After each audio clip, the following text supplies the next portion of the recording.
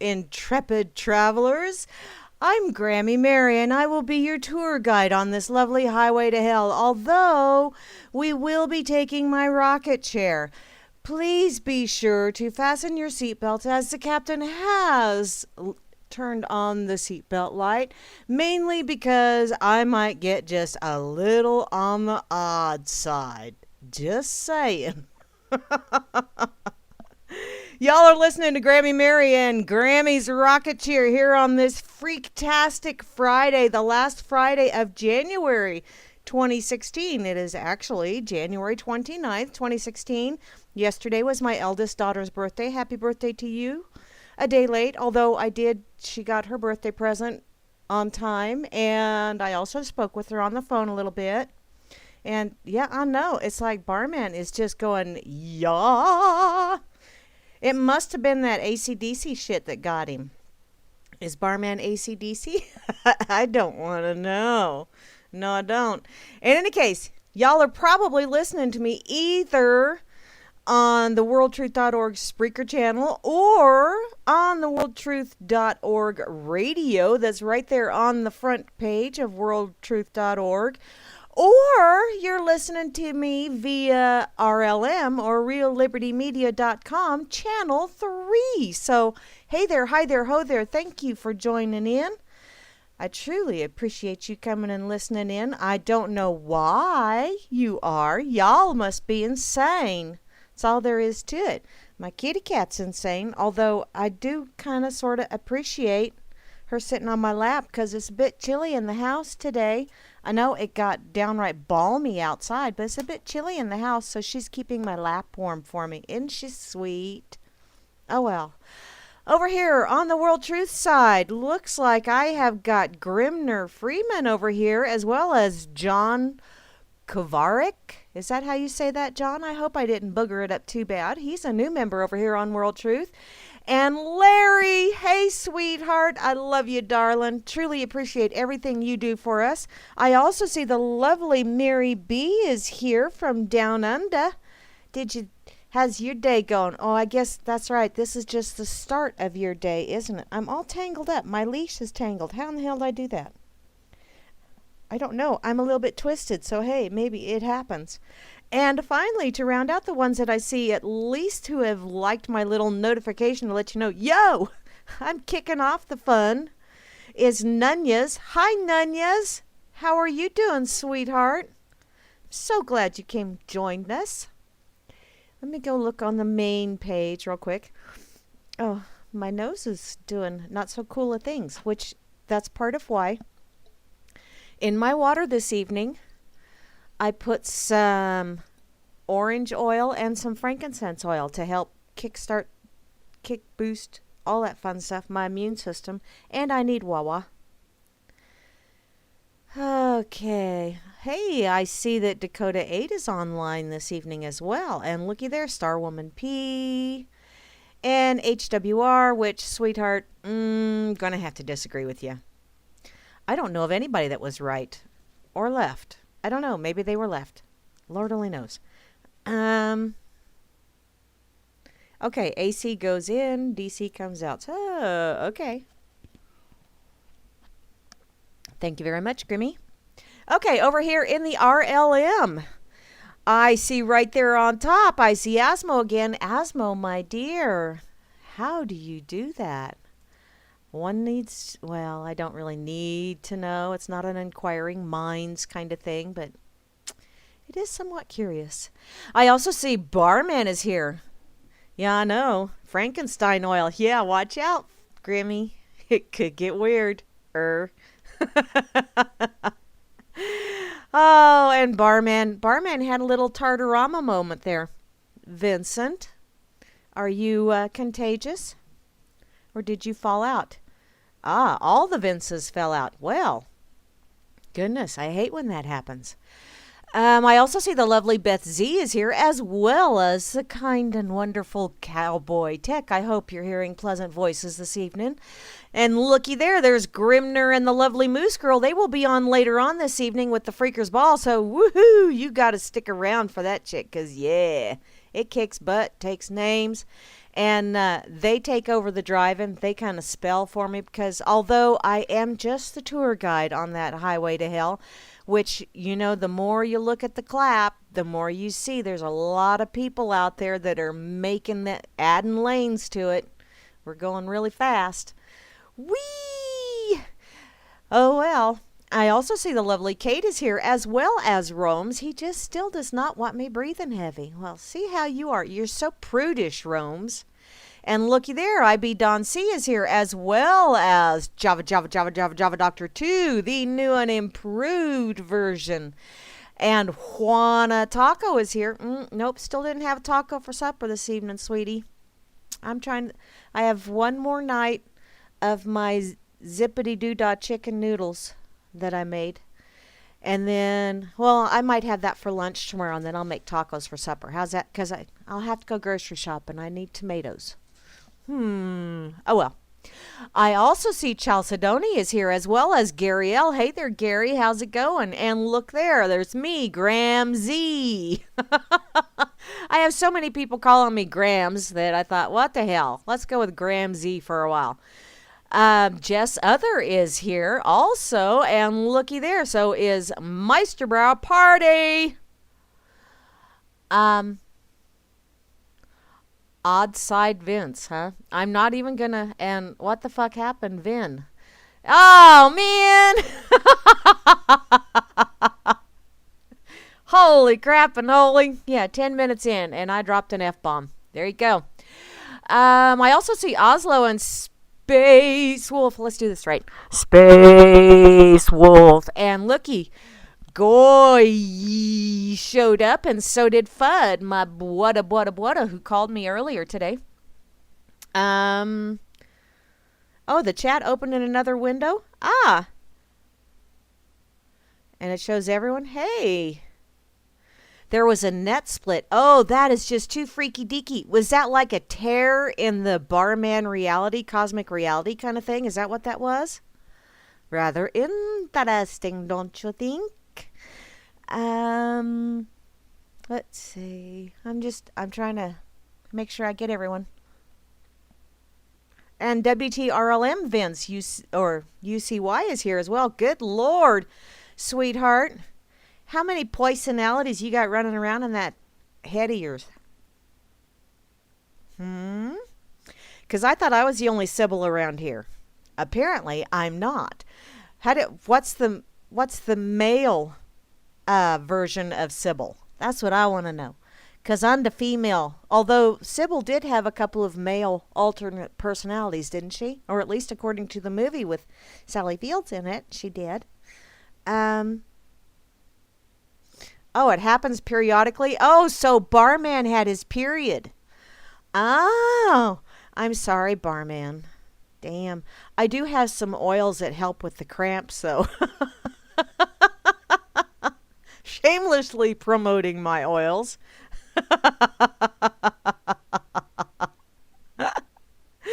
Oh, well, I see Barman also tweeted me over here. And you know what? I lost a couple of stalkers.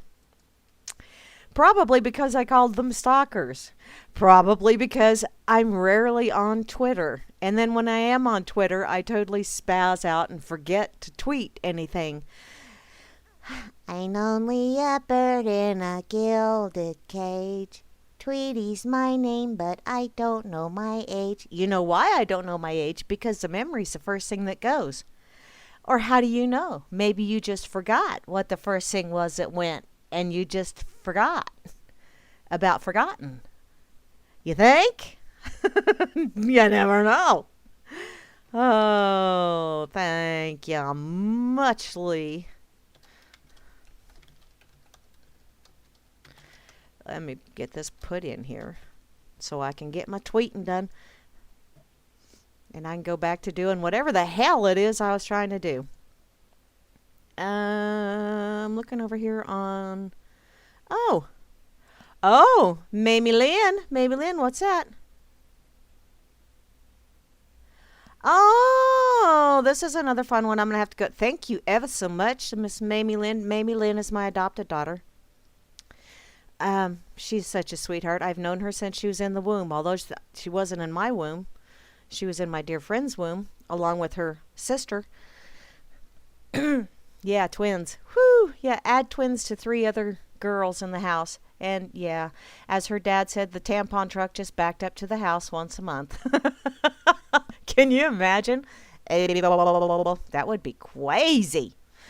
Okay, I'm going to get to this because I saw this earlier on, I believe it was the World Truth / RLM page over on Facebook. And thank you ever so much, whoever posted it over there. I'm not real sure who it was that posted it over there, but thank you ever so much. This is from Gary, actually. It's The Road Less Traveled. And it's what few want to hear. Yeah, there are so many out there that don't want to. They're going around life going, la la la la la la la la, because they don't want to hear it, no matter what you tell them. Unfortunately, as someone very close to me quite insightfully pointed out just yesterday, Americans no longer have the inner strength and resolve they had at one time. And even if they did, the numbers of truly active people would not exceed 15%. It was only 10 to 15% who actively participated in one way or another in the American Revolution. While that minority accomplished something never before seen, it didn't take long for the myopia, lethargy, and corruption contained within the remaining 85% to begin undoing those amazing things, gradually burying the initiative of those 15% who, in their advanced ages, could merely sit by and watch. Yes, I think one of those 15% actually called it a grand experiment and didn't expect it to last long. I think they started corrupting things before the ink was even dry, if you want to know my opinion on it. Sad, isn't it, that such a wonderful opportunity for mankind was incrementally and systematically disassembled. Even sadder, that most people today don't even have a clue. Oh, but they'll sit around and brouhaha about being a Democrat or a Republican and how it's all the others' fault, and this time we'll get insert name of the flavor of the day politician, and he, she, it. I think she, it is more appropriate. We'll straighten this all out. Really? People actually still believe in this crap. But I do digress. Because they are part of the perennial 85% who have always and will continue to behave that way and inflict their will on the outnumbered minority who actually knows better. Hey, republics! We're supposed to protect those 15% against wild and crazy actions of the majority. What's that you say? You know, you're absolutely right. That's one of the things that, in practice, incrementally changed.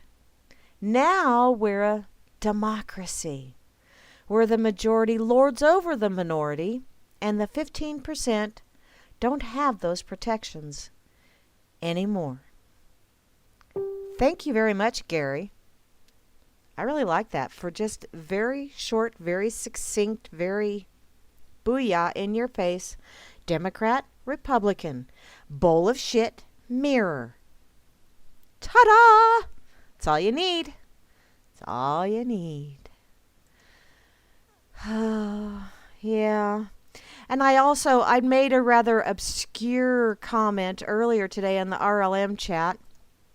And I don't know if my timing was off, which quite frankly it usually is. Or if nobody got it, although I'm thinking somebody had to have gotten that. But if you didn't, everybody was talking about, or chit-chatting, or however, a few at least, were talking about the call to arms, basically. Everybody to go up to Oregon. And my comment that I put on there is kind kind of sort of paraphrasing here because, well, quite frankly, I don't remember what I say from 5 minutes ago. So it was basically, which one do you think would cause a firefighter more problems? A massive bonfire or a multitude of little grass fires all over the place? And the reason I said that, and I know it was a rather obscure kind of way of saying things, but if you stop and think about it, if you've got a bonfire, and we have bonfires for homecoming every year out here in Booneyville. If you have a bonfire, it really is pretty easy to contain. All you have to do is surround it. Oh, sure, it's a big blaze, and things can get pretty damn heated. Matter of fact, in the cold winter months or late fall, early winter months when they usually have these things, everybody kind of tries to stand a little bit closer to it. You almost have to take coats off because it gets very warm. But it's surrounded easily and it's put out from all sides. Whereas my ex used to be a volunteer firefighter, and I went to one of his trainings with him many, many years ago, where the smaller fire departments kind of sort of gave a talk to the big city fire departments. And they were discussing the differences between a building fire and a grass fire. And most of the guys in the big cities said there is no frickin' way they want to fight a grass fire because they can spread so easily.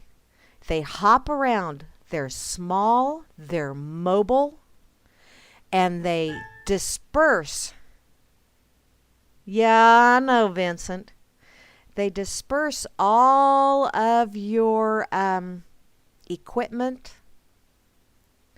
You know, everything gets spread out, and then it gets really difficult to keep the supply lines going. And occasionally, the fire will get across a hose and burn a hose out, and then you can't fight that fire anymore, and you get trapped by the fire.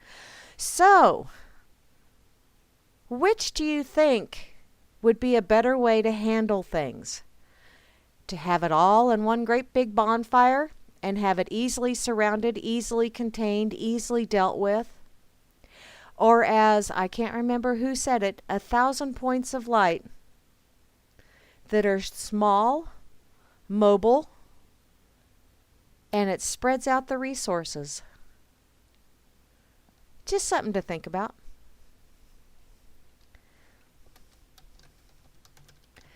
Or at least my thoughts on the situation. Grammy, I know you like your grass fires in a bowl.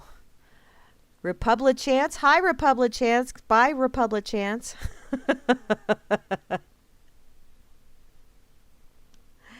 Yeah.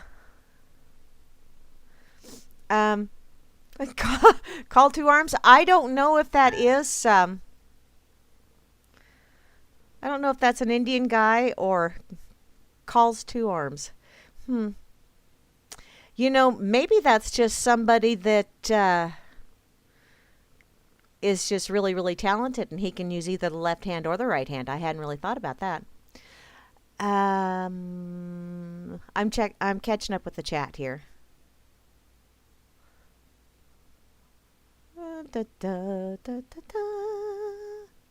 Okay. Now that I'm caught up. George Bush Sr., thank you ever so much, Brother Fudd. Truly appreciate that. Death by a thousand. Yeah, that would totally suck. And you know, everybody says easily, easily, easily. No, everybody doesn't say easily, easily, easily. Are you easily easy? Or are you easy easily?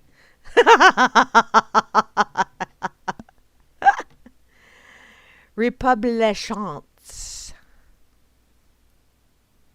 Okay. I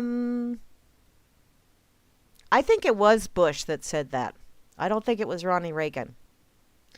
In any case, yeah, you know, everybody says that I'm just one person. What can little old me do? Have you ever tried sleeping in a room where there's one little fly or one little mosquito I mean, seriously. It's that one little incessant,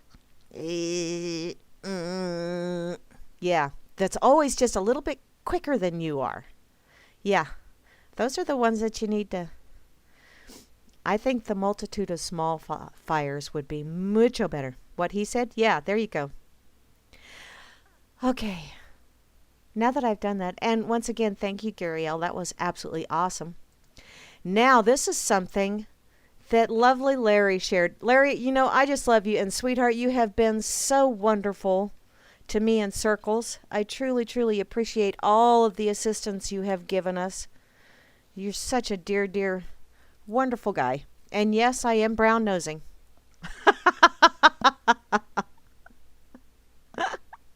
But I do love Larry. He's a sweetheart. But he shared this lovely link over on World Truth. Thank you ever so much. It's from minds.com, as in minds.com. And if you don't mind, it don't matter. That's why it's called Mind Over Matter. Anti-drone rifle lets people shoot drones out of the sky without firing a bullet. You get those dispersed around the area, and when you have those little bitty 1,000 points of light, just saying. It's the rifle called the Drone Defender. It uses a radio pulse to disable a target drone within 400 meters. The gun causes the drone to think it's out of range and enter emergency protocol, either causing it to land, hover, or return to its point of origin.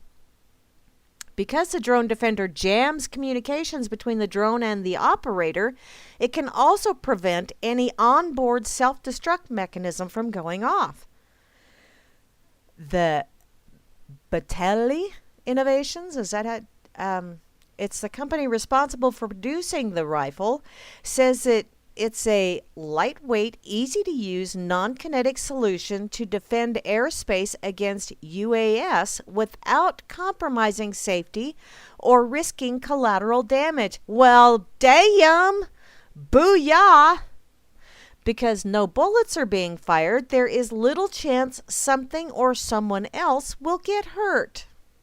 And there is a video attached to this that shows you how it works. So I'm going to go ahead and share this link so y'all can check this shit out, because that just looks really way cool.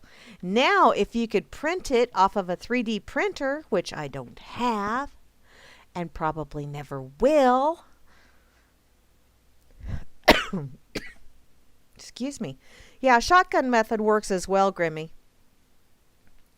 But what goes up must come down. Although, if one of them little pellets comes down and beans somebody else in the head that needs to be beamed upside the head, hey. I think that's a win-win, right? I think so.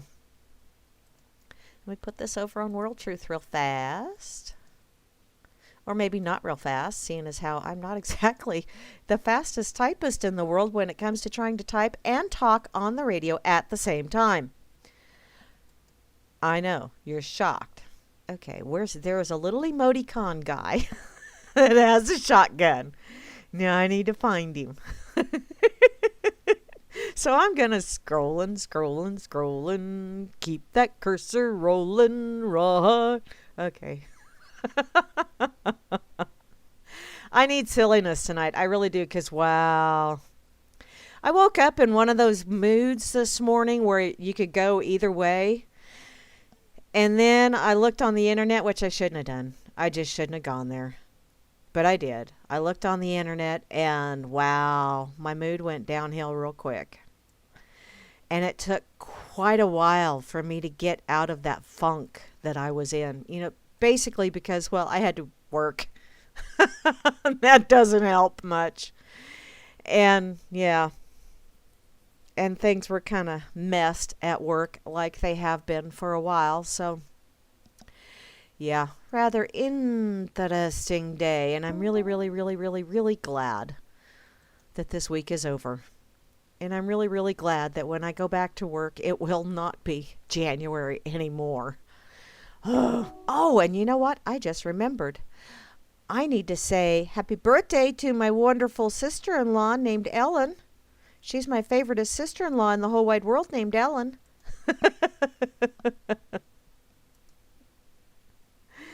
Oh, tomorrow is her birthday, by the way.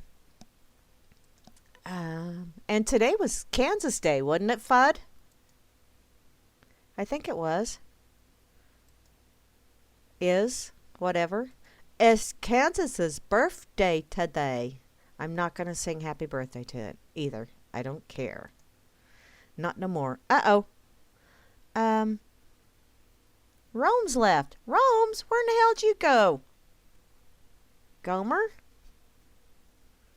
Okay. Now, the lovely little link that Miss Mames shared. I got to do this one. Because it's like, really? Oh, well, how wonderful is this? This is from countercurrentnews.com. It's actually dated from August 27th of 2015. But hey, I've seen links from back in 2006 today. So, what the hell? Judge sentenced to 28 years for selling kids for cash to prison.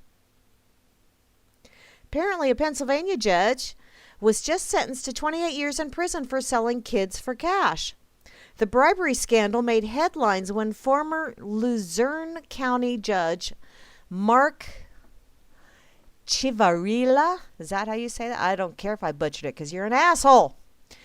Junior, even, was alleged to have taken $1 million in bribes from juvenile detention centers to fill their cells with children who came before him in court. According to the Associated Press, the Pennsylvania Supreme Court tossed out 4,000 convictions issued by him between 2003 and 2008, saying he violated the constitutional rights of juveniles, including the right to legal counsel and the right to intelligently enter a plea.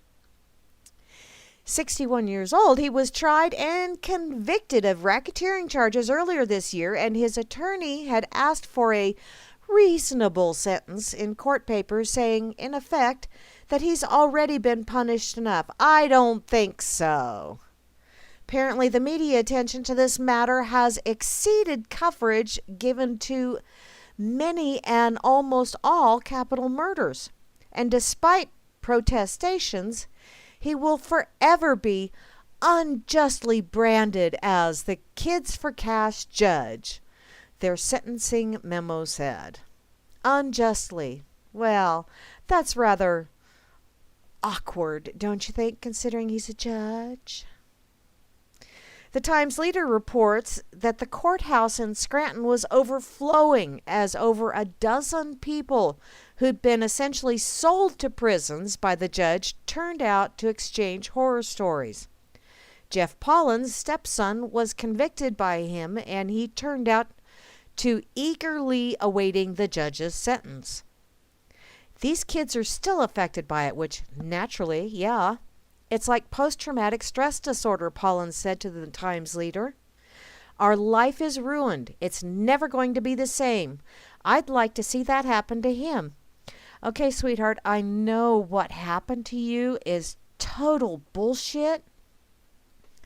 But it's like I told my niece earlier today on a post on Facebook.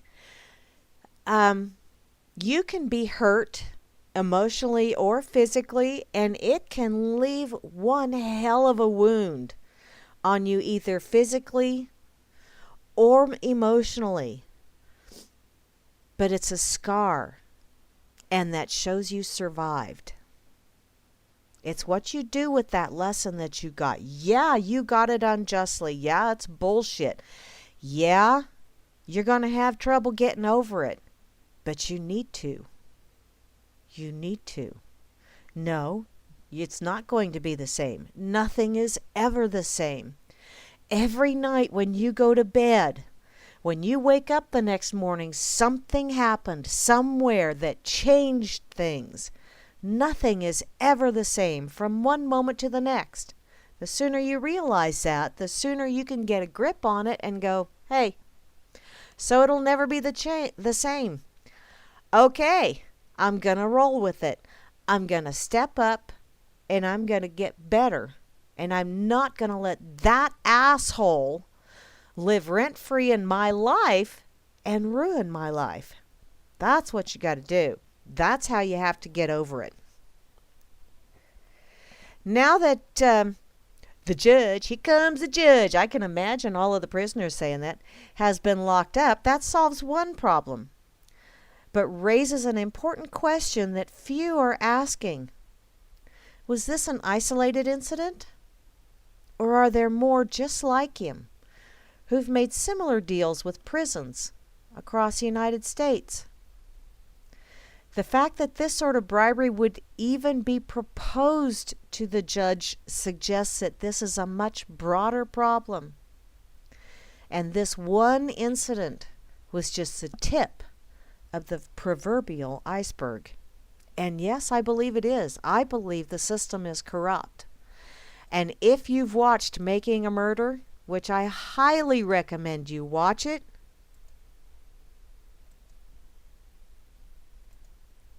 that's true, Fudd. If you keep picking at it, it won't heal, and it'll just leave a bigger scar. It's Join the Union Day, basically. Grammy. But yeah, if you watched Making a Murder, you'll see how easily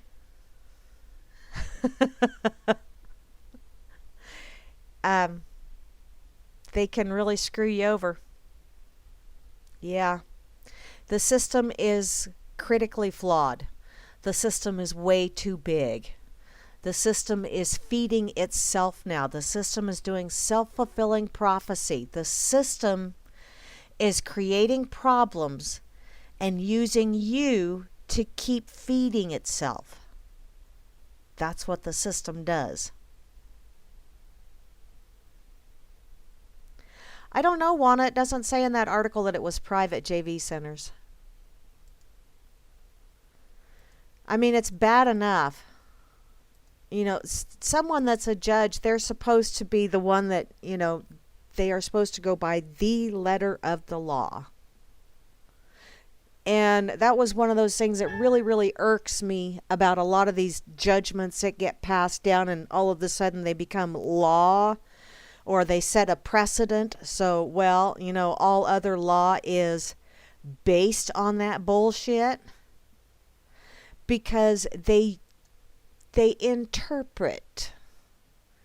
They use their bias, their opinion, their slant, as opposed to just reading the law and applying it to every case, period. You know, kind of like the cops that do shit and they don't go to jail, but if you or I were to do anything even remotely close to that, we would rot. We would rot.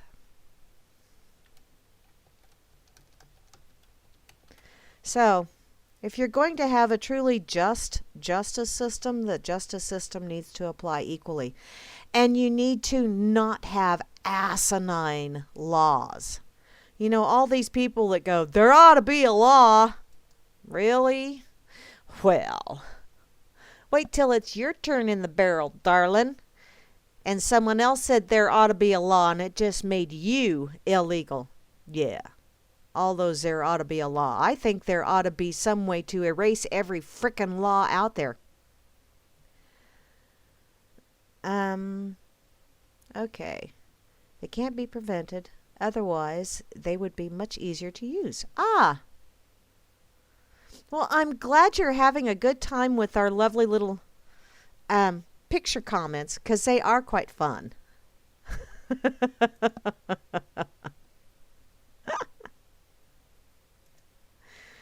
Oh, John is having way too much fun over here.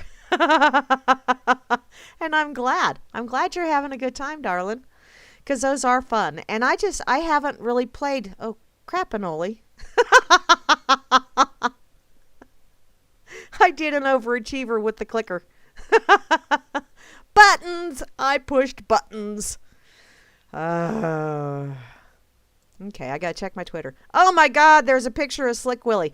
See, Slick Willie is a prime example of just exactly why nothing of substance will happen to Shrillery. Nothing. And you know why? Because the system is totally corrupted, totally broke. That's number one. Number two, Slick Willie actually got impeached. And what happened to him? Nothing.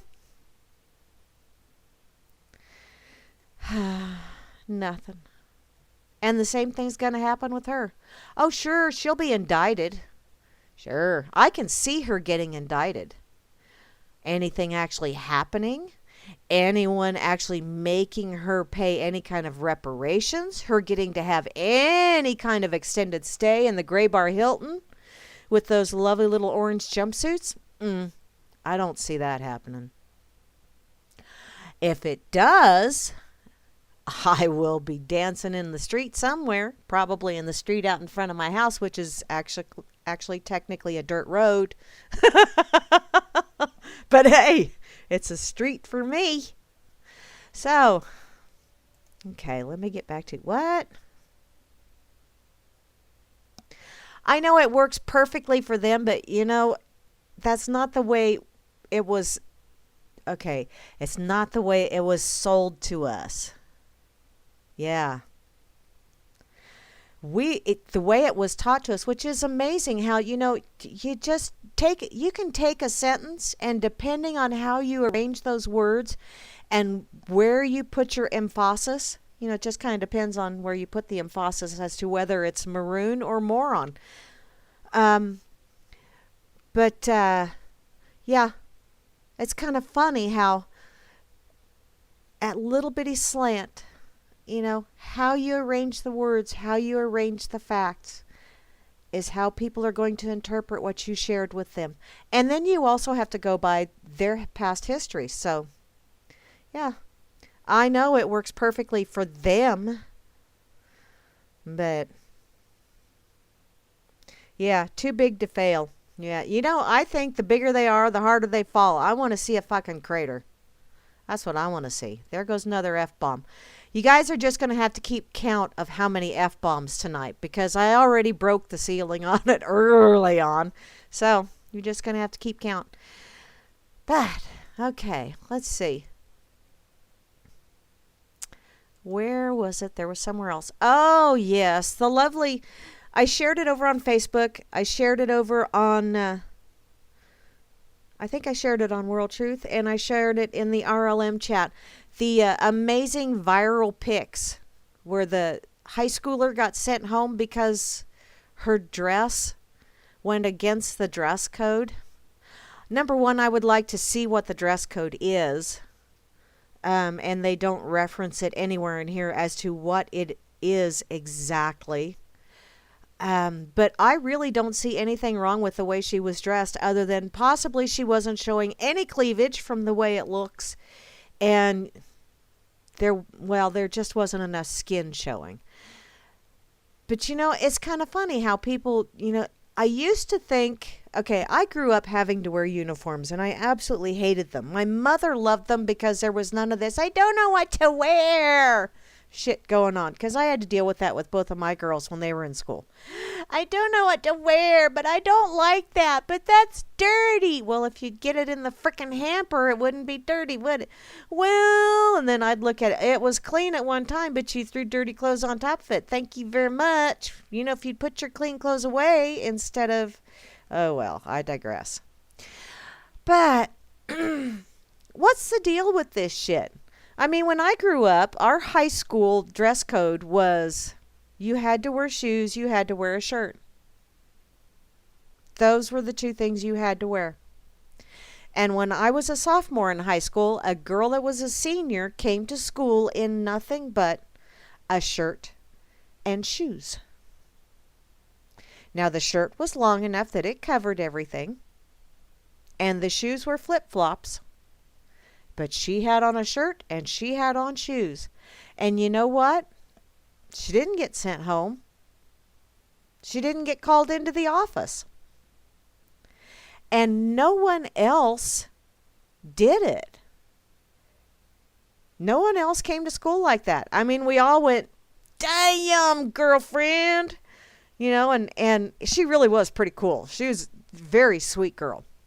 She was one of the popular girls, but she wasn't one of those asinine mean girl popular girls. She really was a very nice person. And to talk to an underclassman, I had her in a couple of classes, and shit, we'd study group and all that fun stuff. She really was a very cool person. But she thought, you know what, if that's the dress code, let's just see. And nobody gave her any grief. Of course, no one else tried that again either. And for the next 2 years that I was in high school, they didn't change the dress code. It stayed the same. So, what, Grammy? Well, that's true, Grim. I don't think there were any of those around. And she just wore a plain old, well, she had tie-dyed a white t-shirt, is what she had done. Um, but yeah, it was just a really long V-neck t-shirt. No big deal. But people weren't as much, I don't think we were as much idiots back then. We didn't have to have frickin' warning labels on everything telling us, do not drink the bleach. You didn't have to have that kind of shit. You didn't have to go around telling people, don't be sticking your tongue in a light socket. You just didn't have to do that shit because people weren't quite as frickin' ignorant as they are nowadays. Nowadays, you can do that.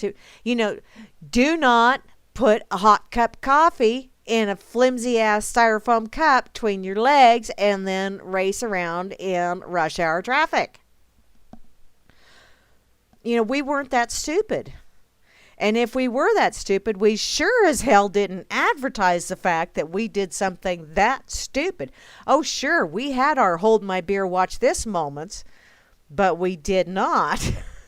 We did not go bragging about it on the street corners and then say we're going to sue somebody because of our own stupidity.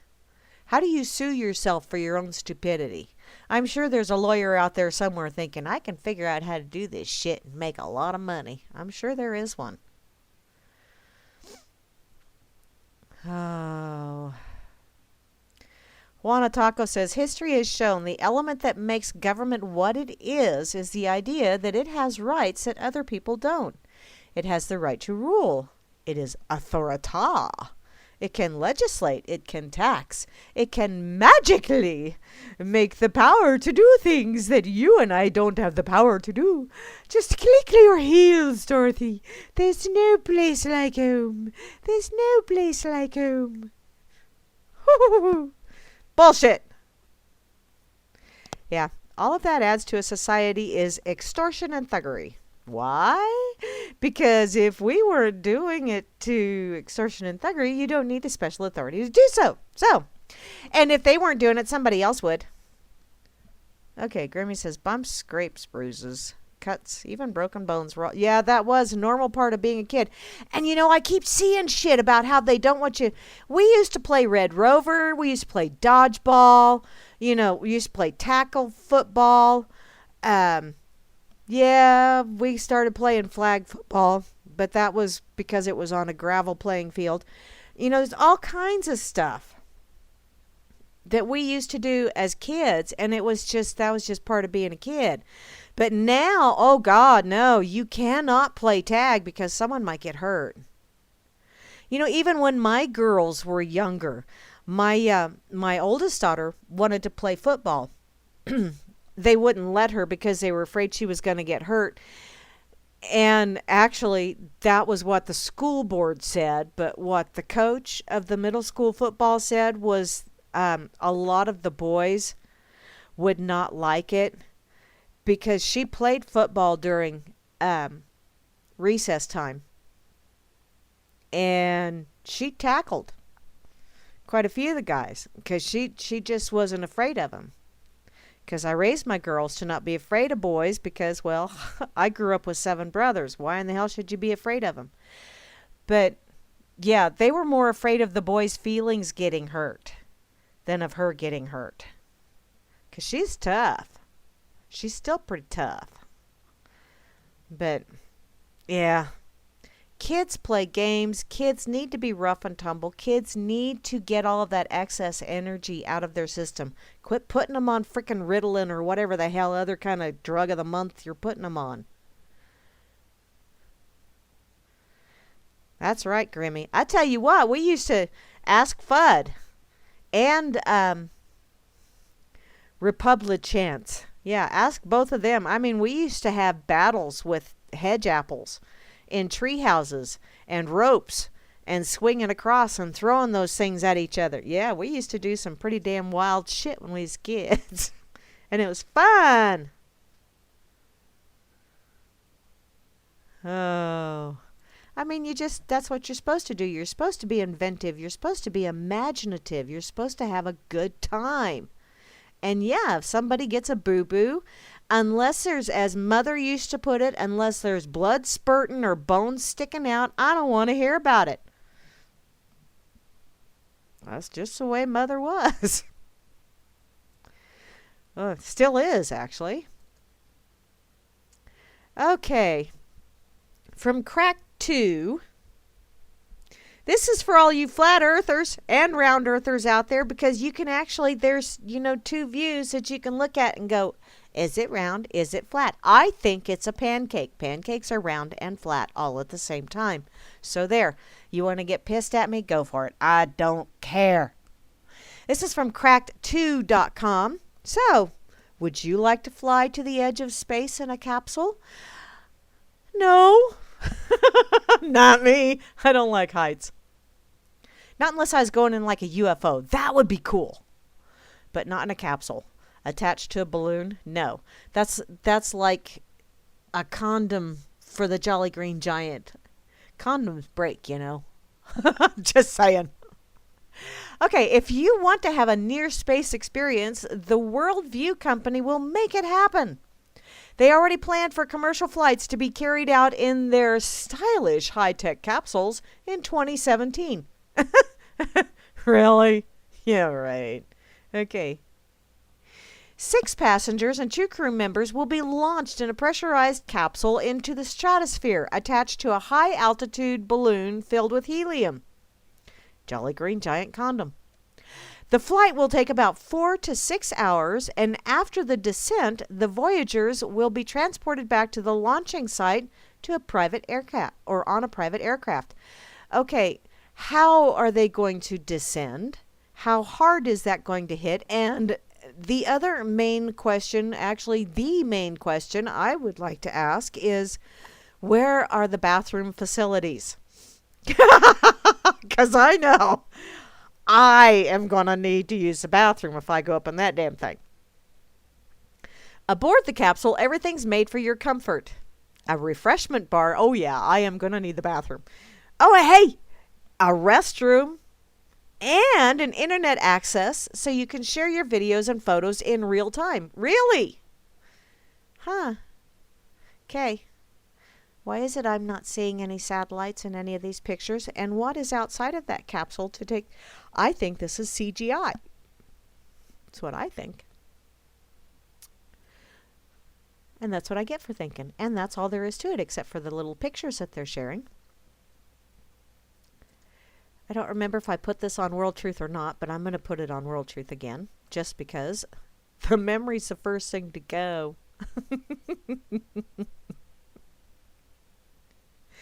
And I know there's a little guy that's a zapper guy to take you up in an UFO. Or maybe I want the little balloony guy. That's the guy I want, the little balloony guy. Which, if you're not on World Truth, you need to come over to World Truth. And you need to try out our little emoticons, because they are so fun. I mean, it's not just the little colon and capital D shit. This is like code stuff. Okay, it's code stuff for me.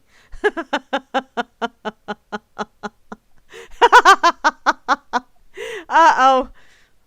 I traumatized Larry. I was singing. Sorry, darling. I won't do it again till the next time. But I have a beautiful singing voice, don't you think? Don't answer that. Oh, let's see. Um, I'm looking over here on Oopie because are the debates tonight or was that last night? See, that shows how much I pay attention to the bullshit that is bullshit. No, you don't elect a president. They're selected. This is all just smoke and mirrors, bread and circuses. Look at the shiny bauble. We'll call this bauble Trump. He's a Trumpelstiltskin.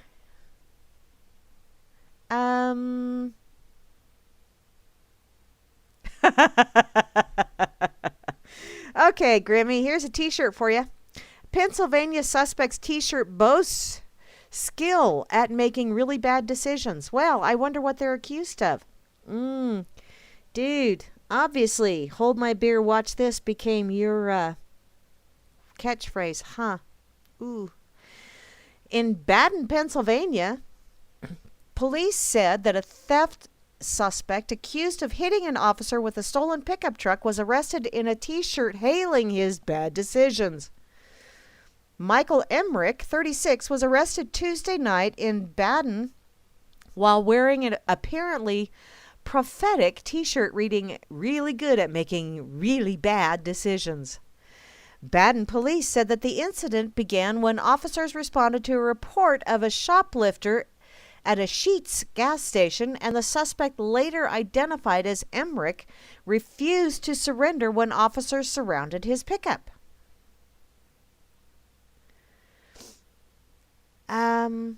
He backed up, hit the gas hard, and a Harmony Township police officer who was backing up at the same time kind of got caught in the window or by the mirror.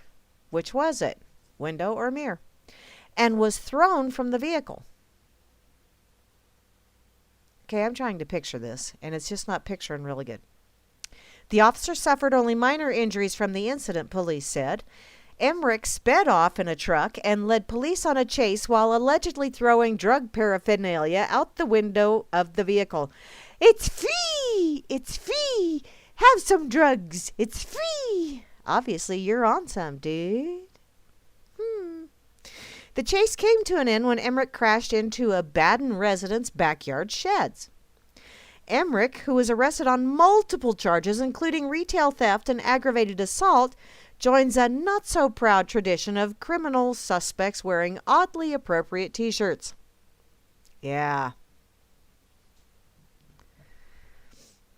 Oh, a new salt-flavored Kit Kat bar. Well, how wonderful is that? I don't want a salt-flavored Kit Kat bar. Although I do like salted nut rolls.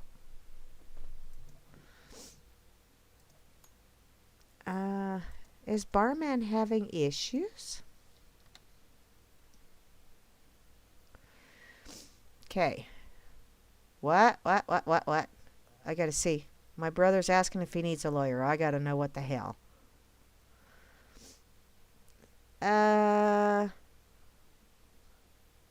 You was never part of that? And neither would... Okay, you guys.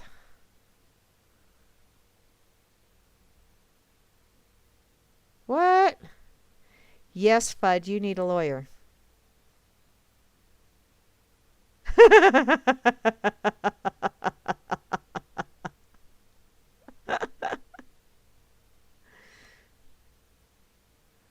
What did you reposted like 5 times? Oh, thank you, Goy. Okay. Whatever.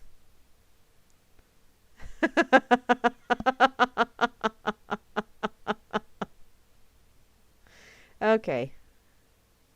Oh, Trump wasn't there. Well, how fun is that? Okay. Okay, I'm done. I'm done reading that. Well, I'll bet it wasn't much of anything then, because he really, if nothing else, he is a wonderful showman. Or he's very good at distracting.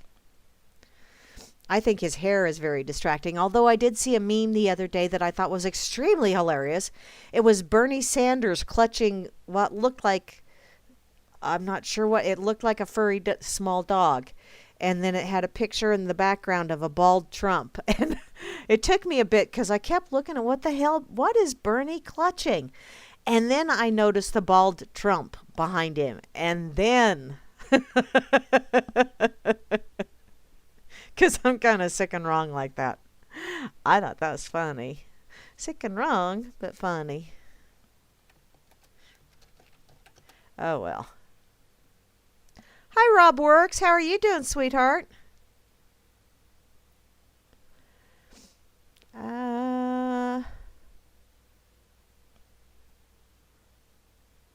What? The shittiness of IP law has taught the public that everything is stealing and everyone is owed something. Everyone is owed something, huh? I owe, it's off to work I go.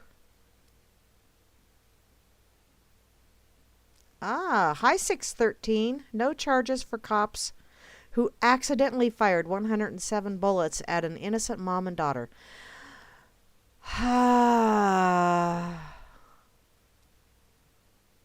Alrighty.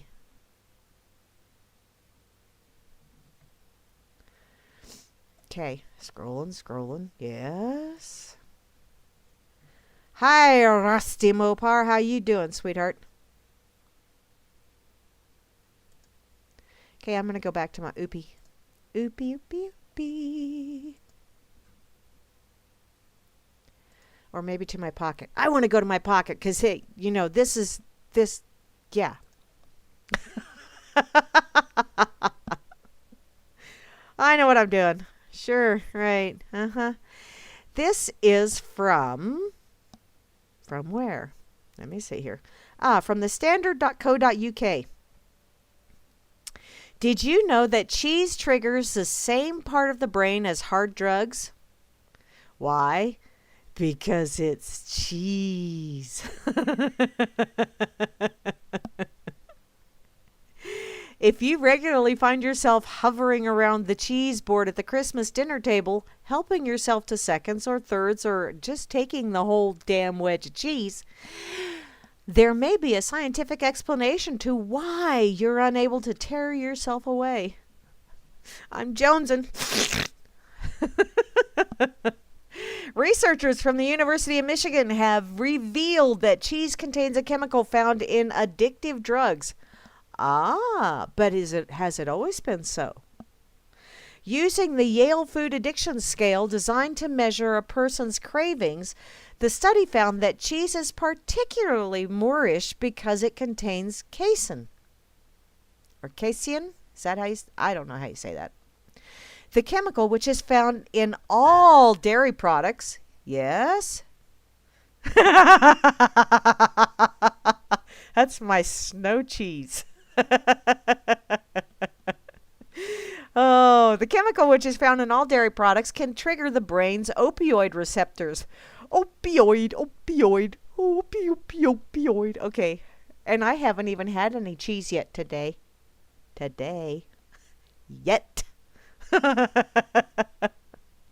This is producing a feeling of euphoria linked to those of hard drug addiction. Well, I have never had a hard drug addiction, but I do like my cheese.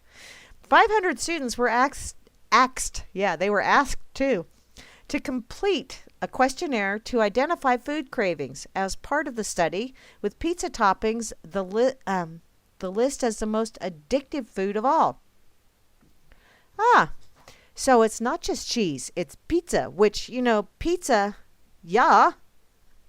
I want world pizza.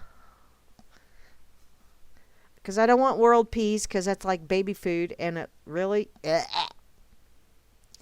In addition, they found that the top-ranking foods on the addiction scale were those containing cheese. I gave him cheese. That's that Santa Claus commercial for cheese. Scientists studying dairy products found that in milk, casein has a minuscule dosage, but producing a pound of cheese requires about 10 pounds of milk, with addictive casein coagulating the solid milk fats and separating them from the liquids. as a result, the super strength chemical becomes concentrated when in solid dairy form. Dude, I can see it now. Guys in trench coats, and they're smelling bad, and it's not because they haven't bathed. It's that Limburg that people are jonesing for. That's what it is. And they're standing on street corners or in dark alleys going, dude, I got some provolone right here. Apparently, you get a higher hit of addictive casein by tucking into a cheese sandwich than you will in your morning bowl of cereal. The study author Erica Schulte said that if properties of some foods are associated with addictive eating for some people, this may impact nutrition guidelines as well as public policy initiatives such as marketing these foods to children. Oh my God! You're going to have to get carded for your cheese now. I can see it now. The food Nazis are going to be checking out kids' lunch boxes. Ma'am, your son was taken into juvie protective custody because he had a slice of American cheese in his lunchbox. Can you see it? I can see it now. Nicole Avena, a co-author on the study, said that this is the first step toward identifying specific foods and properties of foods which can trigger an addictive response, and it's for your own good. Stamp out Cheetos in our lifetime. No! See, that's why people are jonesing for Doritos and Cheetos. It's to accentuate the high. That's what it is. This could help change the way we approach obesity treatment, too. It may not be a simple matter of cutting back on certain foods, but rather adopting methods used to curtail smoking, drinking, and drug use. No, step away from the cheese. Super cheese! The news comes after it was revealed that the average person is estimated to eat around 35 pounds of cheese a year, suggesting that it really is as addictive as researchers claim. 35 pounds of cheese, that's not very much.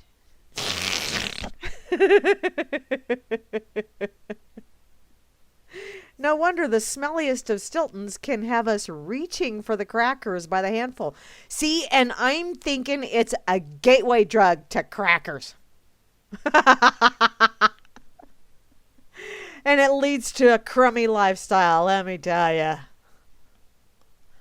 Oh my God. Next thing you know, they're going to be wanting wine to go along with their cheese and crackers because, they need something to wash it down and accentuate the high. Or bring them down, or whatever. Oh my God. How goofy. And yes, pizza is food of the gods. It goes with everything. Just like cheese. I know American cheese ain't cheese, but still. That's the first one that popped in my head.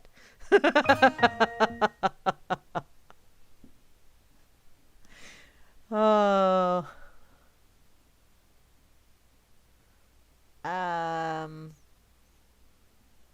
What?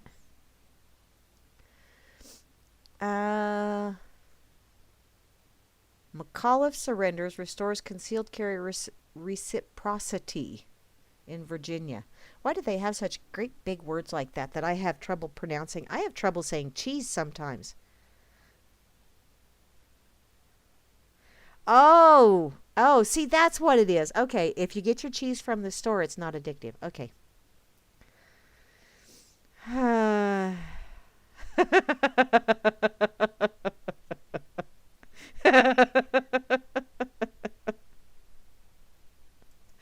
Oh, you're too funny, Fudd.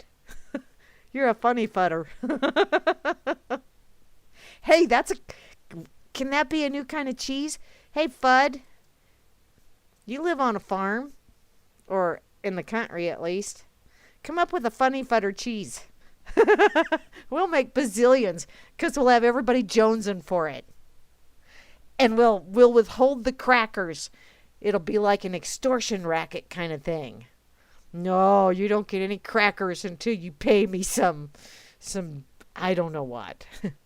I'll think of something. I had an idea and went with it, and it left me off the cliff. I'm kind of like Wile E. Coyote falling off of that cliff with a little sign that says, "Help me." Oh well. Such is life. And just for that, I'm going to be jonesing. I need pizza.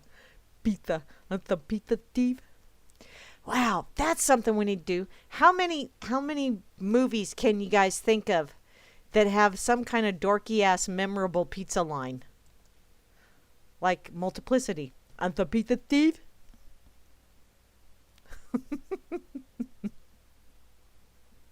My youngest daughter's former roommate, or one of her former roommates, used to get him with that all the time. And it got to the point where I would walk in the house, and she always had pizza around there because, well, you know, they lived like bachelors and bachelorettes.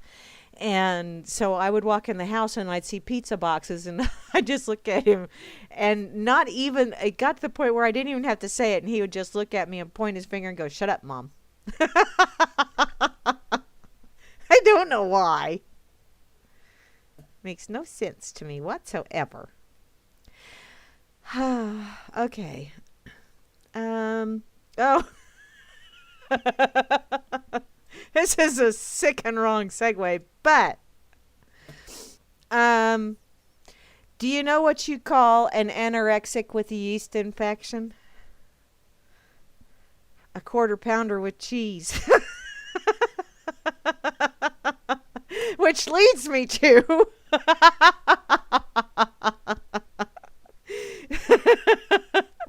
Grammy put this on my wall earlier today over on World Truth, and it was like, I just read the headline and I thought, oh God, I'm not going to read that until I get live on the air. So if I'm going to fuck up, I'm going to fuck up big time.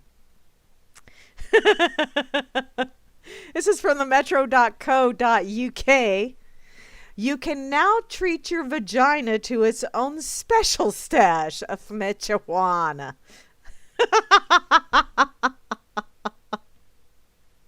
It's a doobie douche. Doobie doobie douche. Oh. Oh, Grim, where do you find this shit? Oh, well. And yet again, people are putting things into their vajayjays that are not penises, tampons, vibrators, fingers, or tongues. But this time, might not be such a bad thing. A moment of silence. No. We've seen the infuriatingly awful balls of herbs posing or promising to detox the womb. Do not use these. No, do not use those. And the also terrible vagina tightening sticks. Do not use those either. Just do Kegels.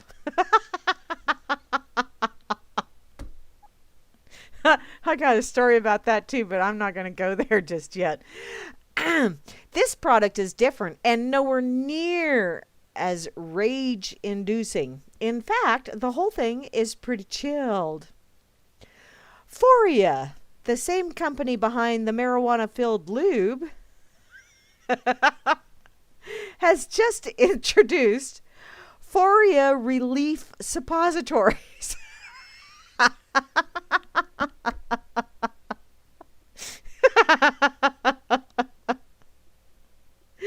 Oh, these are little marijuana capsules to pop inside your vajayjay.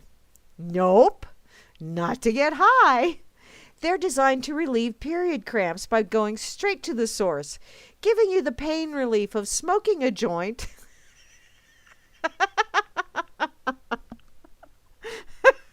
in a much more efficient way.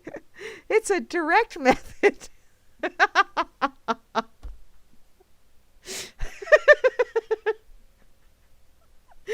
Oh, the capsules are all natural.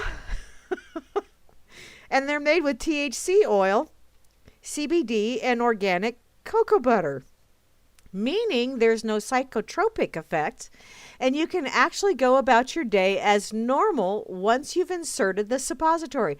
I'm wanting to know, what is the apparatus that you use to insert the suppository?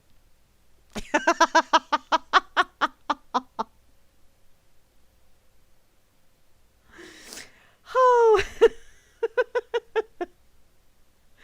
but wait, there's more.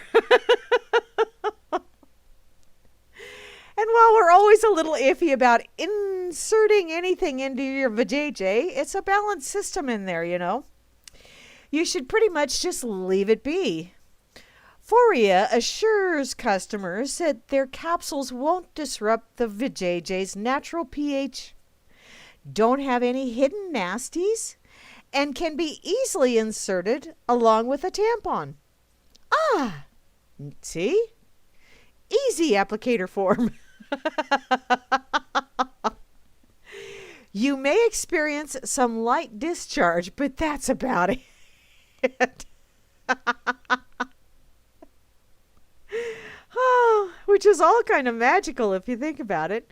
No more painkillers or moaning under a blanket with a hot water bottle. You could just gently pop in the all-natural capsule and relax in a cramp-free bliss.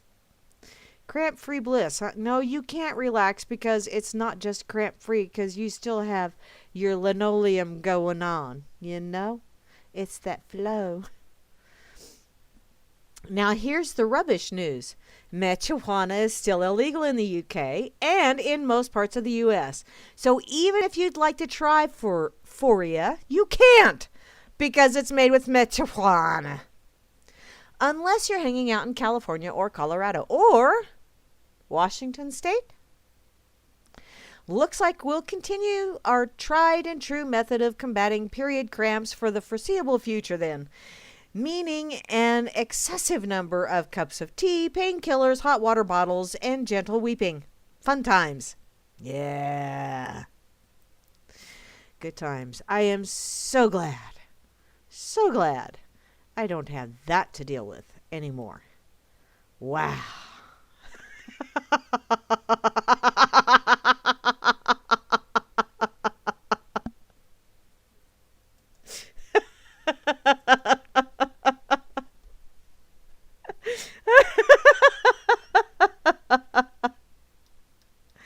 Oh my goodness.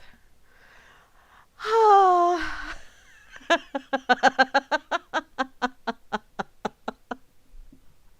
I'm reading the chat over here, and y'all are just entirely too funny.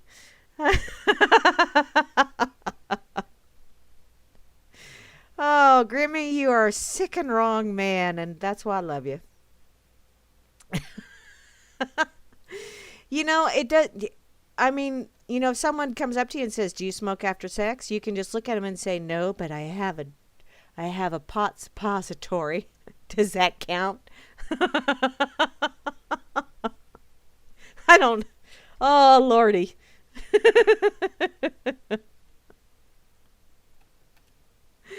Oh, I don't think that's a puff puff pass moment. Just saying.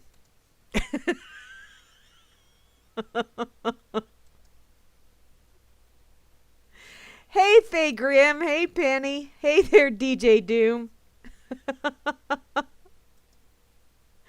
Oh, I'm having entirely too much fun here. Someone's gonna make a law where I can't do this shit. There probably is one already, but what the hell? I'm a criminal. I'm a rebel, you know. Uh-oh. Rusty says he sees the curvature of the earth. Egad!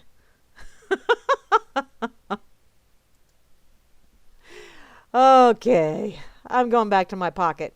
See if I can find any of them suppositories. Oh, goodness.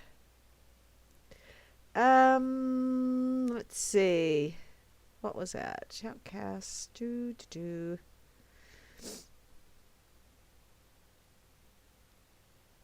Oh, okay. That's not what I wanted to go to. I stuck all kinds of things in my pocket the other day because people were sharing links right and left, and it was like, oh my god, dang it, I can't read this right now. So, did I do the Santa Claus got pulled over for going the wrong way and arrested for DUI? I don't remember if I did because, memory's first thing that goes.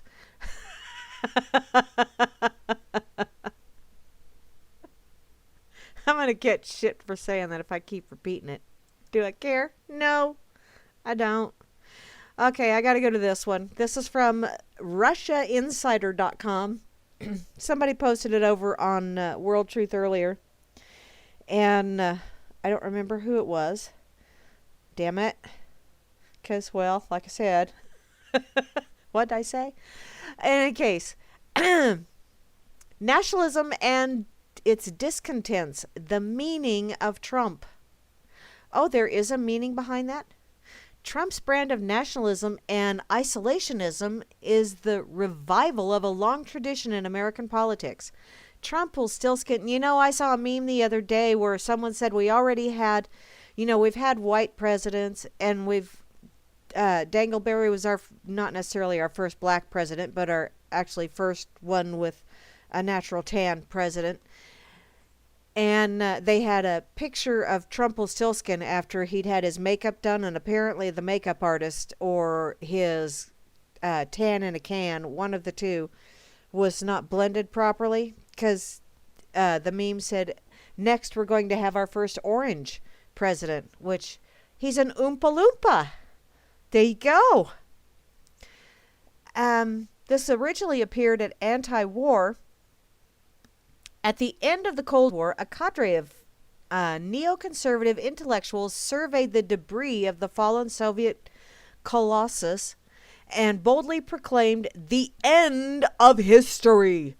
Da, da, da, da. The West, said Francis Fukuyama, writing in the National Interest, had won not only the Cold War, but also the War of Ideas. Bullshit. For all time, even. We were inevitably embarked on a pathway to a universal homogeneous state. A what state? You call me a homo? And although the pageant of history, always capitalized, would continue to unfold along a rather bumpy road, in the end it would prove to be a highway to U.S. hegemony, whatever. I don't care. U.S. whatever the hell over the entire earth. It covered the entire globe and just suffocated it. Everybody's going, In the symposium commenting on Fukuyama's thesis, the ever-practical Charles Krauthammer nevertheless insisted it would be necessary for the United States to hurry history along by force of arms. Really, Charlie? Really? Get out there then. If you think we need to hurry history along by force of arms, why don't you lead the way, darling? In a subsequent polemic, hi, Bobby!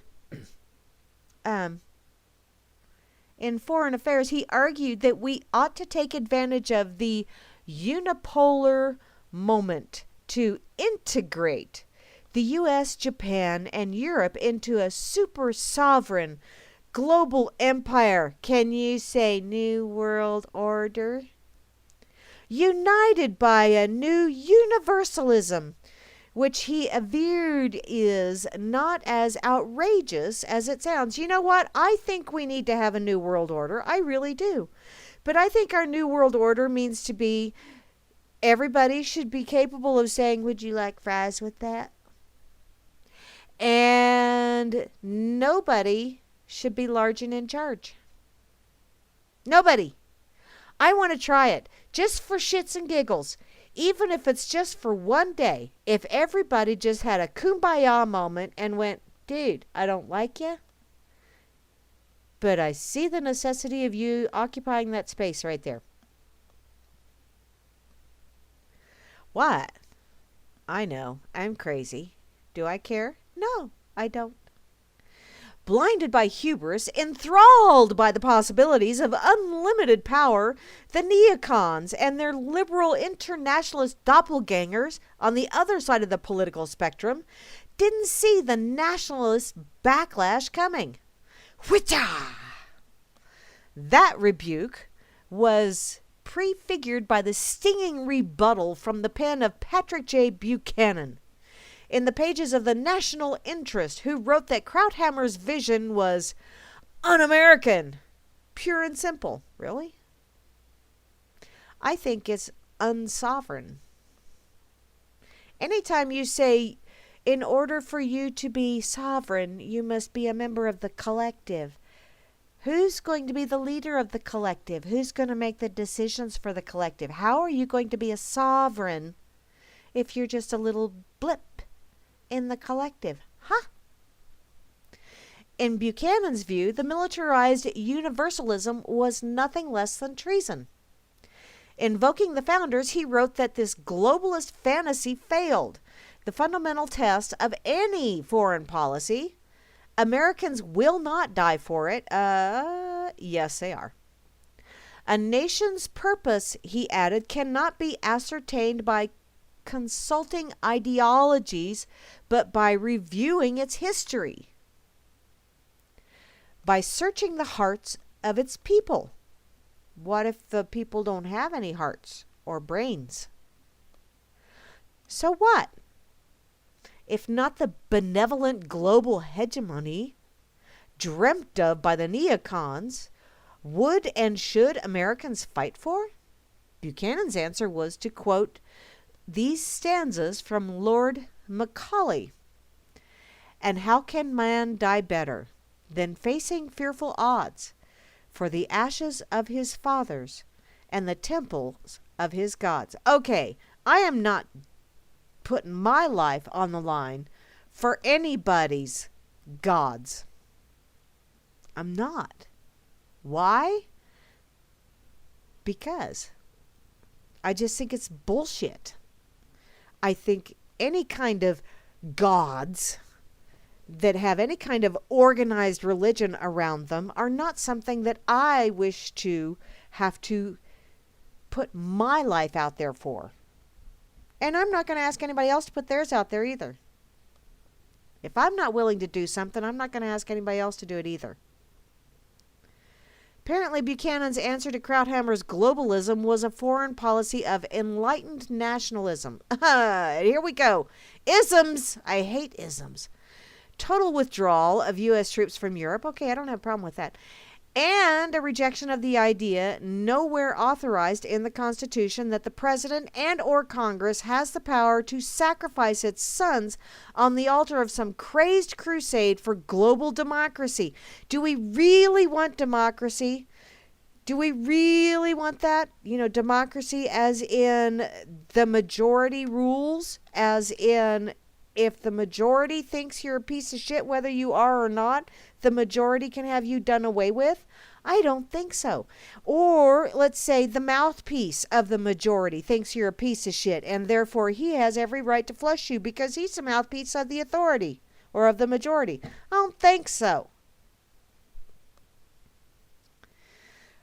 It goes on to say that prophesizing the declaration of President George W. Bush some 15 years later that we would seek to end evil in the world. If you want to end evil, darling, look in the fucking mirror and stop acting like an evil asshat. Buchanan raised the banner of non-interventionism in the pre-9/11 world.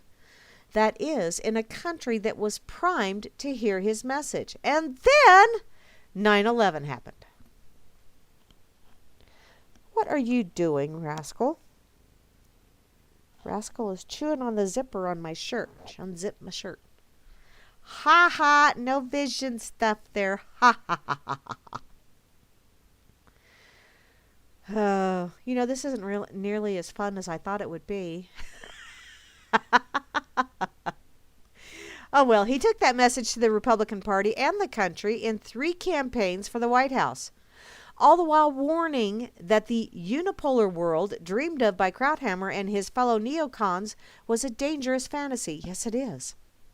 And the rising tide of nationalism from Beijing to Biloxi would make short work of it. I don't believe in nationalism either anymore. I really don't. Just because you live on a piece of dirt doesn't mean that... Whatever. It's like flags. I don't like them. A multipolar world was on the horizon, and the best we could hope for was to adapt to a new reality by tending to our own garden. Hey, there you go. Tend to the weeds in your own yard first before you start going over and saying, you got weeds in your yard, I'm going to burn your house down. That's essentially what we're doing. Oh, don't pay attention to the weeds in my yard. You don't have enough matches to come burn my house down, but I do to burn yours down. That's the mentality. Okay.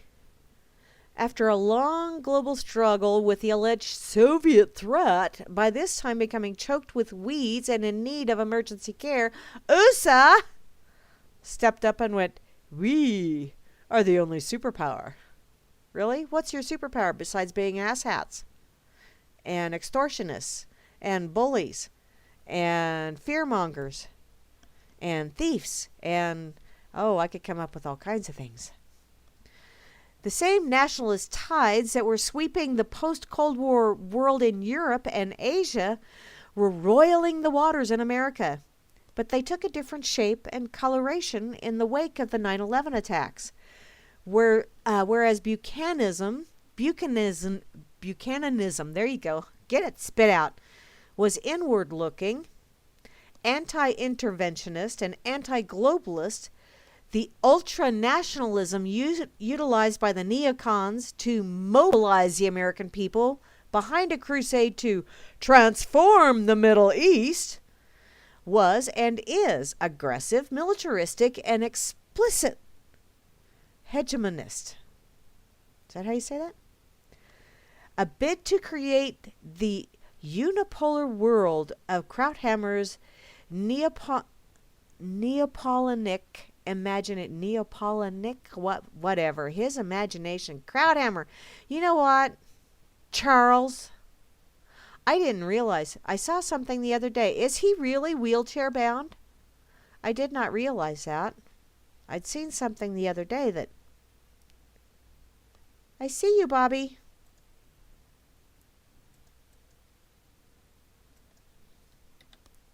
Uh-oh. My portachoey left. Isms, schisms. Yeah, mob rules.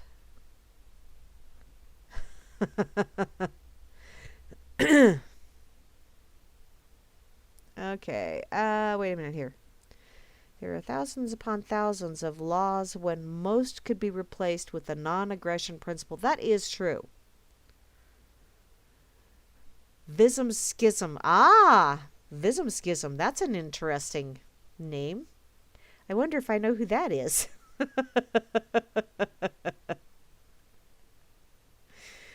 Oh, Trumpelstiltskin is an interesting character, but he's not necessarily... You know, even if I thought voting on the national level counted, I wouldn't vote for him. I'm going to write in ME just because.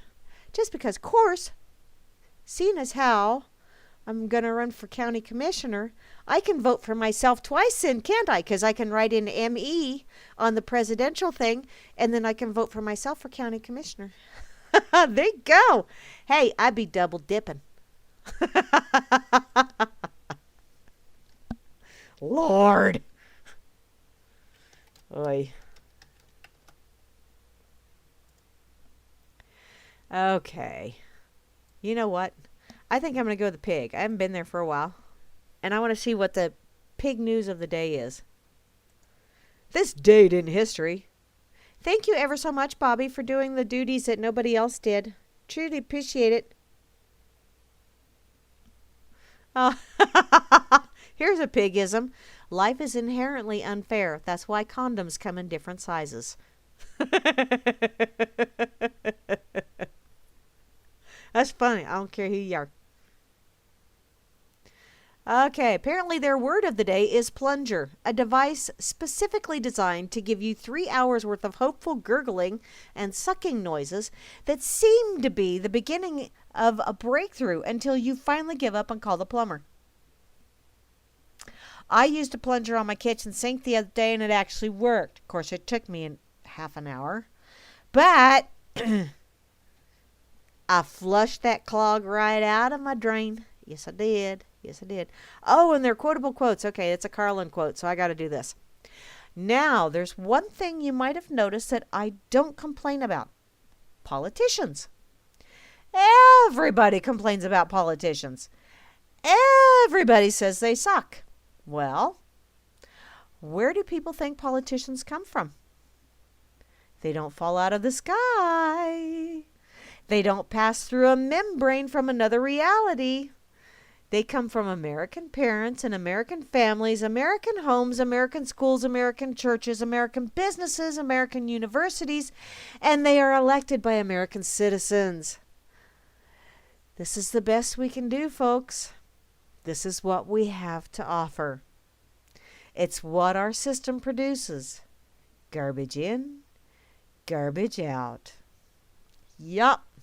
So, when you say politicians suck, everybody sucks.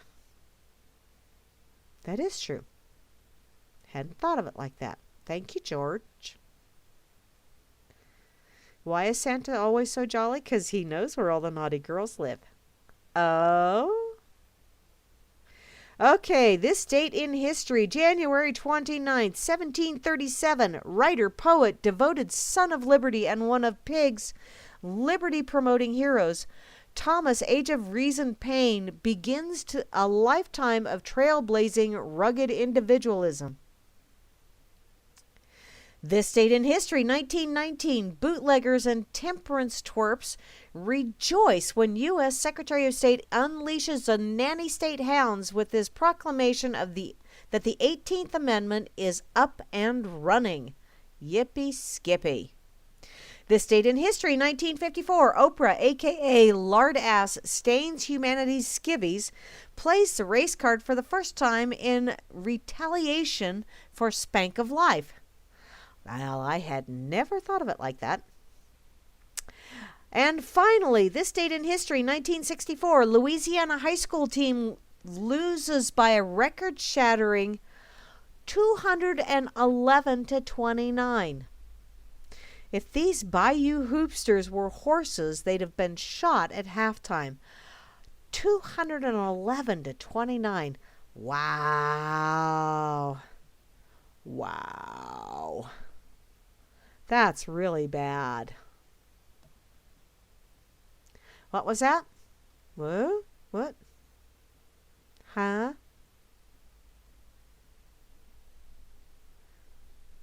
Oh, that Visms Schisms is a nut.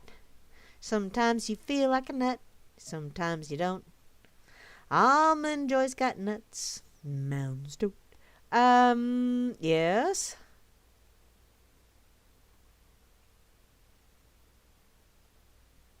Okay. What's this? Okay, Gary L. just posted this. He just received a piece of information. We are organizing a peaceful and firm protest demanding the immediate detainment of all officers, federal and local, that were involved in the murder of Lavoy Finicum. All federal equipment and FBI agents not involved must leave Oregon or face prosecution for acting under the color of law. The actions taken by illegitimate and unlawful actors representing local authority will not be abided. The immediate resignation and arrest of Judge Grasty and Sheriff Ward is demanded. We ask that all who can please come to Burns, Oregon, and help us show that these actions will not be tolerated. We have tried all peaceful venues and are committed to a peaceful resolution. The servant thinks it is the master, and it is time to put it back in its proper place. Please come and stand with us. Now is the time. That is wonderful, Gary L. That is wonderful, but I don't know that we wish to have everyone gather in one place. Just saying.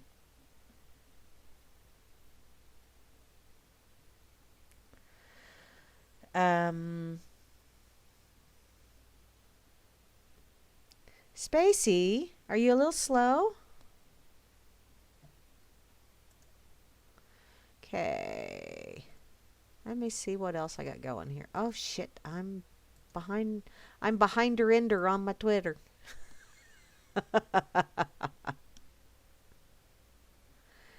Okay, I gotta close that. Time to look in my pocket again. Either that or maybe I just need to go to FARC. Maybe I'll go to FARC. I haven't been to FARC yet. Today.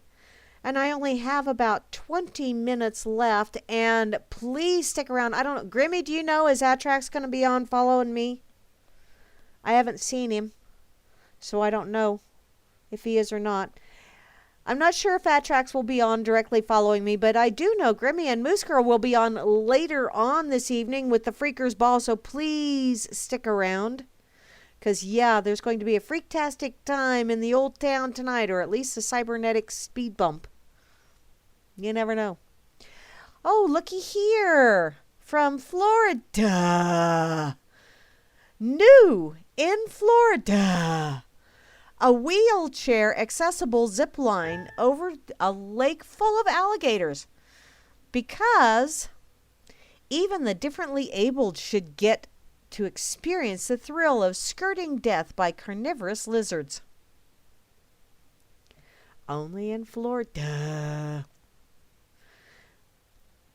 This is from mynews13.com. Yes, dear? Spacey, you were in Warsaw? Holy. Oh. Cool.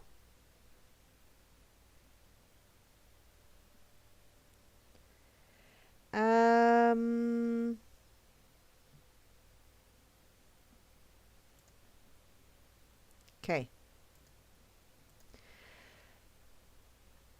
Okay. In Orlando, Gatorland is launching a wheelchair-accessible zip line, a first for the Southeast, the attraction says. The longtime Orlando attraction's Gator Gauntlet offers physically disabled guests the chance to ride 350 feet down a zip line over a lake of alligators. Why? Because, well, I don't have anything else to do. Hold my beer, watch this.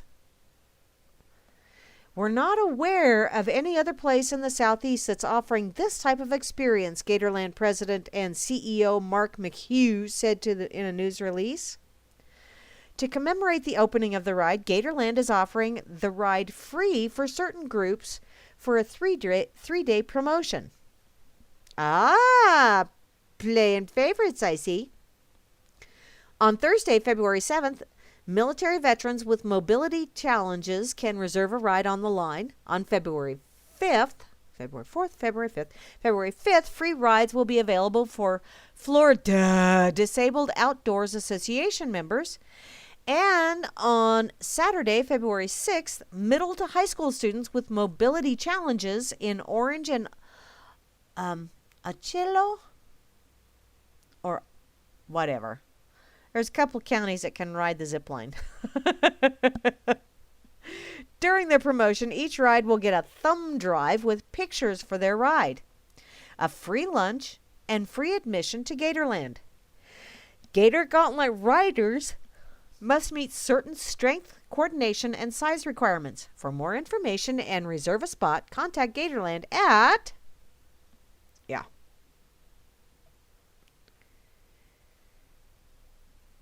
And Lego will release the first Lego minifigure using a wheelchair as well. So, hey, there you go. Playing favorites. Playing favorites. I see how you are. Sons of bitches.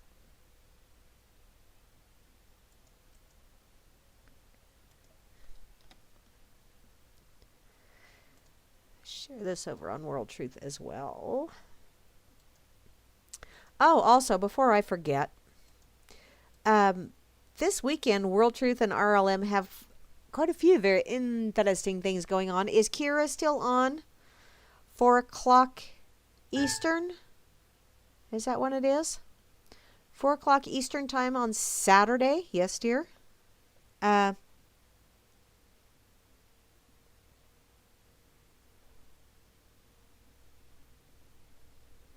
oh, thank you very much. Okay. Thank you for cluing me in on that, darling. Huh. Well, that brings all kinds of things to mind, and now my little cobwebs inside my brain are just doing all kinds of connecting things. Okay, let me get this shared here on World Truth real quick. But be sure to check out World Truth Radio and RLM Channel 3 this weekend, because Kira will be on with The Bridge. Saturday afternoon is at 4 o'clock Eastern time, Grimmy? I think that's the time. And then Saturday evening, Bo Diddy will be on with his bodacious tunage to entertain you for a Saturday evening, and he's always got the jams a-going. Then on Sunday, Grimner will kick it into high gear. Sunday, 11 o'clock. Is it 11 o'clock? Yeah, it's noon Eastern time, so 11 o'clock my time. He will be kicking out the blues to lead you into Hal Anthony, who will take you behind the woodshed and open up a can of whoop ass on yo ass. Just saying. So, there's all kinds of fun, interesting things going on. And who knows, there might even be a surprise Grammy this weekend. You never know. Because I am having a few convos with some people, and maybe we'll just have to have a little conversation Sunday morning prior to Grimmy and his blues. So you never know. It depends if I get a wild hair or two. Actually, I've got several wild hairs. It's called a bad hair day. Just saying. Okay. Now, let me find. I'm going back to far. Farky, fark, fark, fark, fark.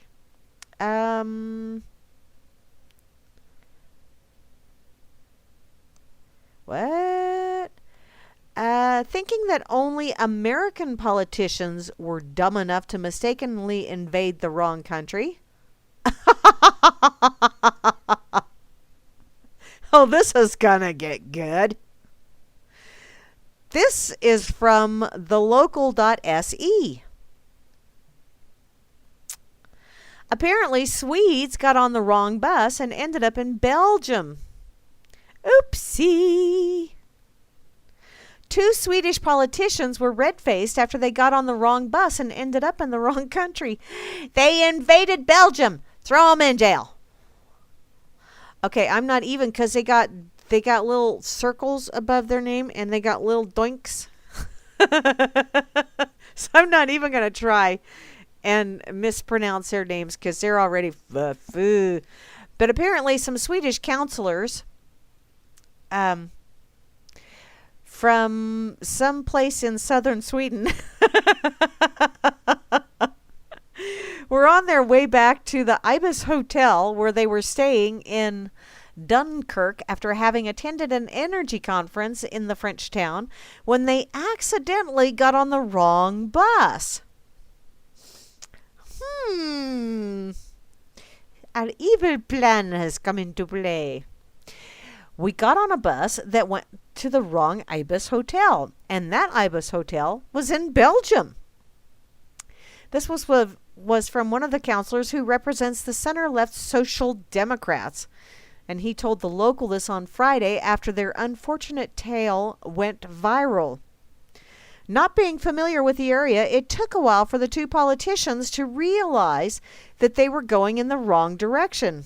Doesn't surprise me any. When they eventually did, they were surprised, but tried to remain calm. Okay, really? Politicians and calm? I don't think those 2 words belong in the same sentence. Mostly, it was some form of, wait a second, where are we going? Yeah, I could see that happening. But the obstacles did not end there. We had some trouble with the language, too, since the driver only spoke French and neither of us was especially good at French. Okay. I know. I remember very little French. Very little. Like how to proposition someone. That's pretty much what I remember from French. I can count. I can count to 10, but that's about it. Um, Apparently, we did not succeed in explaining our situation very well. It was not until they contacted a representative from the group that had organized the trip to the conference who could translate to French that they managed to resolve the situation. Hours later, they were able to return back to their hotel at around midnight.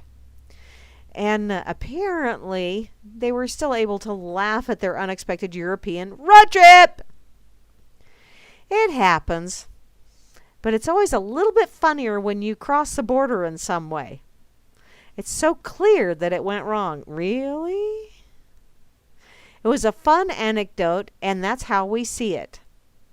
Apparently, they're in good company because 2 Swedish tourists hit global headlines back in 2009 when they tried to visit the Italian seaside town of Capri, but ended up in industrial Capri on the opposite end of Italy after a GPS blunder. You know, I don't trust GPS at all. There's been times when, you know, on my old phone, I tried it, and yeah, it tried to send me through a field. No, that's very far afield. I don't want to go there.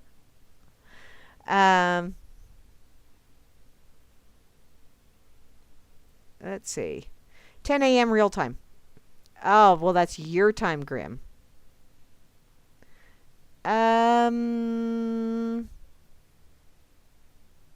Okay. Damn it. Moosey, what are you ooh-la-laing about? Thank you very much, WTRLM Vince UCY. I truly appreciate that. Oh, on the bridge with Kira Young, guest Mike Blue Hair Smith. Cool. How awesome is that? I will have to listen in. 4 p.m. Eastern Time, Saturday, RLM Channel 3. Thank you very much. Thank you. See, yeah, you'd think I'd know the frickin' schedule by now, but no.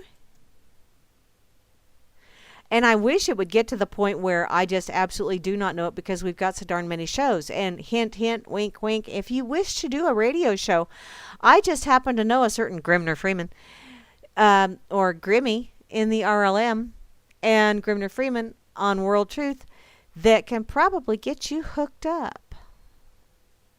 I think it would be way cool. If you have something to say, we got openings for you to say it.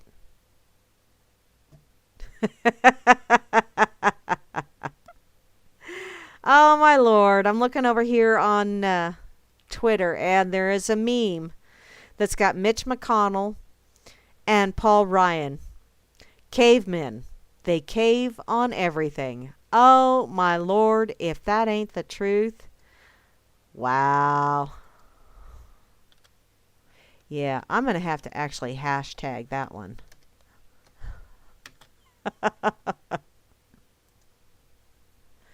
No shit, Sherlock. Okay. Yes, my dears, I see I have notifications. Hi, Paul Hauser. How are you doing, sweetheart? Are you going to fly to the edge of the earth? Or the edge of the atmosphere? Are you braver than I?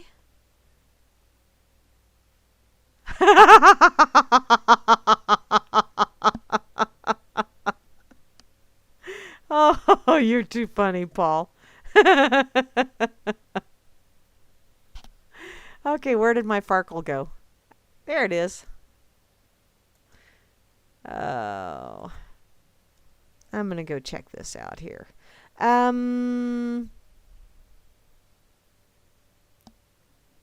What? Credits. Okay, French Bulldog. X-ray finds woman missing. What? Oh.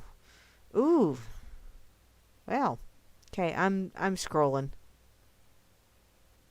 Just because I'm trying to Okay, got to do this. I only have a little bit of time left, but here we go. Job site survey finds bizarre excuses for workers' lateness, including fiery blow dryer mishap. Really? Apparently, in Chicago, a job search site, Career Builder, has compiled a list of some of the strangest excuses that employees have given for showing up late to work, as well as other data gathering. A new survey. Yes, dear?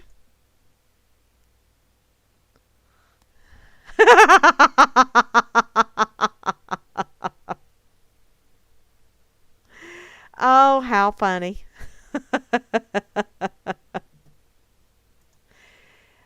Oh, you are an odd little guy, aren't you? I got a fanny farkle. Okay. So here are some of the strange, where are they? Come on, let's get to them. The company surveyed more than 2,500 hiring and human resource managers and 3,200 workers across the United States and shared the data in a press release Thursday. Getting to work on time is not always an easy task. You never know what will get in the way of your morning routine, Career Builder said. Instead of blaming tardiness on the typical traffic problems or public transportation woes, some employees are getting more creative with their justifications. The bizarre excuses provided by employees range from the mundane choices such as misunderstanding daylight savings time to more outlandish claims like cars slipping due to a Vaseline truck spill. A bear napping on the hood of their car. A bear what? And their blow dryers setting their hair on fire. Okay, I do know that has happened a time or two. Yes. Not to me, because I don't use those things. Some other choice hints at the general disinterest among employees in coming to work at all, the survey said, such as they're intending to quit but changing their mind at the last minute. Participating in one store's grand opening sale and finishing the 2005 sitcom My Name is Earl. Really? Huh. The survey also found that schedules are veering from the traditional 9-to-5 shift standard and becoming more flexible. The research also indicated that a majority of employers are placing more emphasis on punctuality. Data showed that 51% of employers expect employees to arrive on time every day, and 41% fired employees for excessive tardiness. Just what do you classify as excessive tardiness? Because my boss knows I'm an 8-ish kind of gal. For the most part, I'm there pre-8 o'clock, but every once in a while, the ish is on the other side. But I also do not take a lunch hour, so I work through my lunch and I leave at 5-ish, which is usually anywhere between 5 and 5:30. So I think them getting a 9-hour day out of me is a plenty. That's what I think. There is a link to the press release in this story so that you can see all the wonderful things. Let me click on it, see how long that list is. Because I have a few minutes.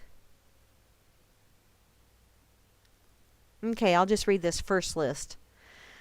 I thought of quitting today, but then decided not to, so I came in late. I'm thinking that's a Donald Trump line coming. You're fired. My hair caught on fire from my blow dryer. I can believe that one. I was detained by Homeland Security. Oh, that's always a good one.